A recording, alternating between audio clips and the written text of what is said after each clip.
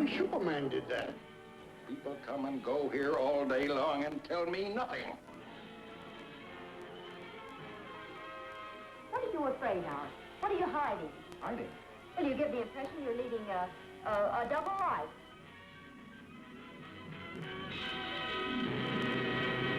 Hello and happy Thanksgiving. I'm Jack Larson, and I hope you'll remember me and my bow tie. For 7 years, I played the role of Jimmy Olsen, cub reporter of the Daily Planet on the Adventures of Superman. Those years were such a thrill for me, and so is being your host for Channel 9's 4th Annual Superman Festival. It's so nice to be spending another Thanksgiving with you and your family. Before becoming the television series we're about to celebrate today, Americans got their first glimpse of the Man of Steel in the Action Comics created by Jerry Siegel and Joe Shuster in 1938. The popularity of Superman soon moved on to radio, movies, and finally the TV series. None of us working on the Adventures of Superman had any idea what a big hit it would become, including me. I made that discovery early on as I was getting up to leave a New York coffee shop. I suddenly saw dozens of faces pressed against the glass window and heard a mob of kids yelling, "Jimmy, Jimmy!" I had to think twice before realizing that they were calling me. Then I had to get the police to escort me out of there so the kids would go back to school. It was unbelievable. The Adventures of Superman starred George Reeves as Superman and Clark Kent, Phyllis Coates and Noel Neill as Lois Lane, John Hamilton as Editor-in-Chief Perry White, Robert Shane as Inspector Henderson, and me as Jimmy Olsen. Being part of the Superman family was one of the happiest experiences in my life. That's why this festival is like the icing on a marvelous old cake. And when I receive letters from children, parents, and grandparents telling me how much they enjoy our festival, it makes it even more worthwhile. It's nice to see that the magic of Superman touches the hearts of not one, but of 3 generations. I also received many letters requesting favorite episodes of Superman. So many that this year I've decided to make your favorites my favorites. So these are for Charlie, Sharon, and Sasha, and all the others who've written in. The Case of the Talkative Dummy, filmed in 1951 and directed by one of my favorite directors, Tommy Carr, is a popular episode among many hardcore Superman fans, and it means a lot to me too. It was the first time I got to meet George Reeves, and I'll never forget it, especially since I happened to be stuffed inside a safe at the time. See for yourself as we launch the 4th Annual Superman Festival with The Case of the Talkative Dummy. I hope you enjoy it. More powerful than a locomotive.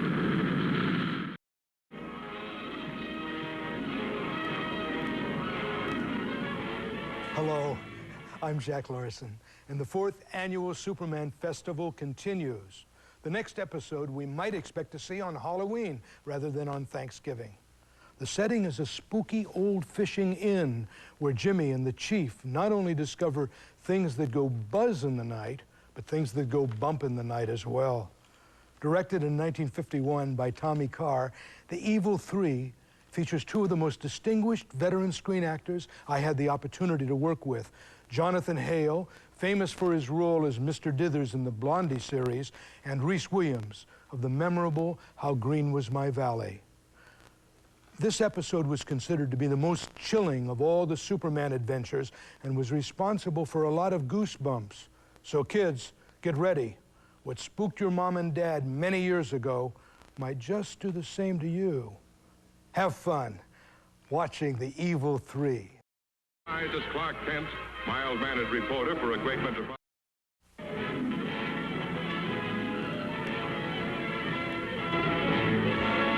Hi, I'm Jack Larson, and welcome back to the 4th Annual Superman Festival. The year was 1953, and more children were watching The Adventures of Superman than any other TV show. One such adventure was The Man Who Could Read Minds, directed by Tommy Carr. Jimmy and Lois become bait for a suspicious Swami when they go from reporting the news to making it. I'm sure the fantastical elements of the Superman series appealed to Lawrence Dobkin, who played the Swami. He later went on to direct the first episode of Star Trek. As you may know, The cast of Superman always preferred to do their own stunts. For example, in the earlier episodes, when George Reeves leaped from a window, there was a diving board built into the floor to give him greater spring. Of course, a specially built mattress was there on the other end to catch him. As for me, the man who could read minds gave me the opportunity to jump from a car and wrestle a villain to the ground. Just as challenging was getting to try on a mustache and a Spanish accent. So join me as we watch Superman's powers go far beyond those of the man who could read. More powerful than a locomotive.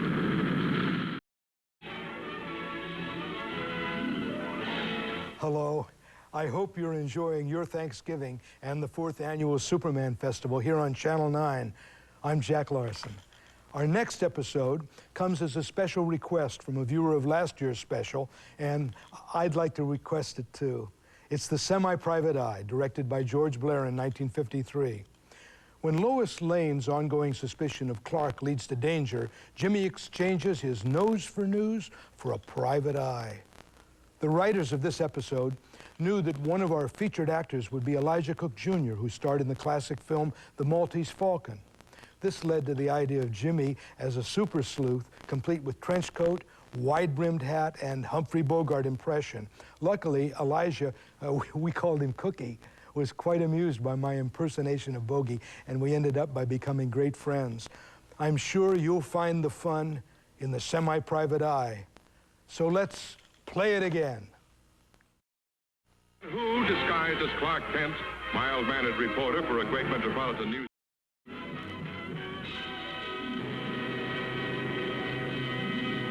Welcome back. I hope you're enjoying Channel 9's 4th Annual Superman Festival. The episode you're about to see was one of our more exotic adventures. Filmed in 1953 and directed by George Blair, The Magic Necklace features one of the series' favorite villains, Leonard Moody. We see him here playing archaeologist Professor Jody, whose magic necklace leads Clark, Lois, and Jimmy to the faraway mountains of Tibet. The Magic Necklace is a clever and entertaining program that brings out the best in everybody, especially Lois Lane, who finally gets the opportunity to kick Jimmy in the shins. I think she was waiting to do that for a long time. As for Noel Neill, the two of us became the best of friends, and we still are. Please join me as we watch the episode which made Jimmy a believer in magic. Here is The Magic Necklace.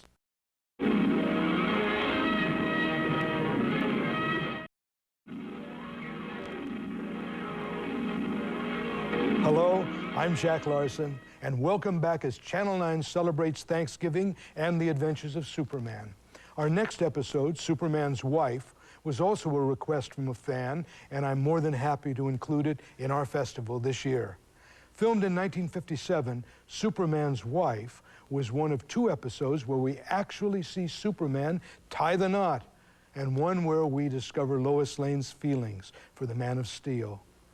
Directed by action director Lou Landers, Superman's Wife contains the talents of John Eldridge as a very suave but sinister villain, and Joy Lansing as Mrs. Superman. Ms. Lansing, who, like Mamie Van Doren, was a mid-50s bombshell, has a figure that challenges that of the lovely Noel Neill. So sit back, relax, and join me as we meet Superman's wife.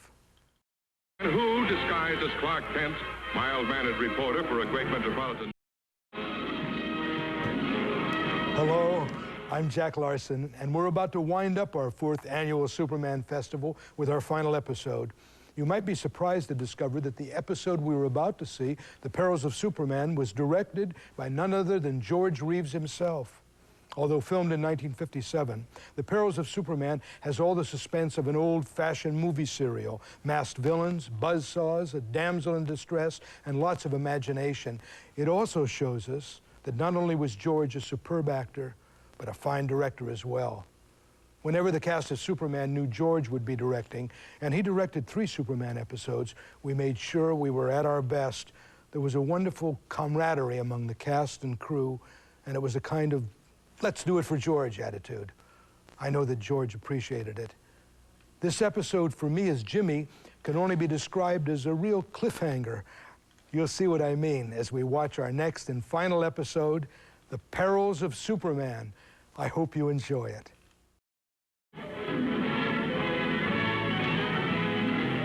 Hello. Once again, another Thanksgiving tradition comes to an end.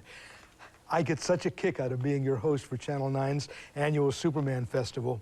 After all, it's the one day of the year when I have to wear a bow tie, but it's also the day when I'm reunited with people who've meant so much to me, both here and gone. People such as directors Tommy Carr, George Blair, Lee Sholem, Harry Gerstadt, producer Whitney Ellsworth, special effects whiz Cy Simonson, Phyllis Coates, Noel Neal, and of course, George Reeves. Just like I'll always be known as Jimmy Olsen, bow tie or not, George was typed as Superman. But towards the final episodes, such as the ones we just saw, George was proving to be a fine director. It was one of his dreams, and I can imagine what a thrill it must have been for him to direct 3 Superman episodes. I truly believe that had he lived, George would have been known not only as the man with the X-ray vision, but the man with creative vision as well. In the spirit of one of our earlier episodes, I'd like to take this opportunity to say in memory of a very good friend, here's looking at you, George. And to all my friends, thank you for letting me share my memories with you and for sharing your favorite adventures with me. I do hope you enjoyed the 4th annual Superman Festival. I'm Jack Larson, wishing you and your family a very happy Thanksgiving.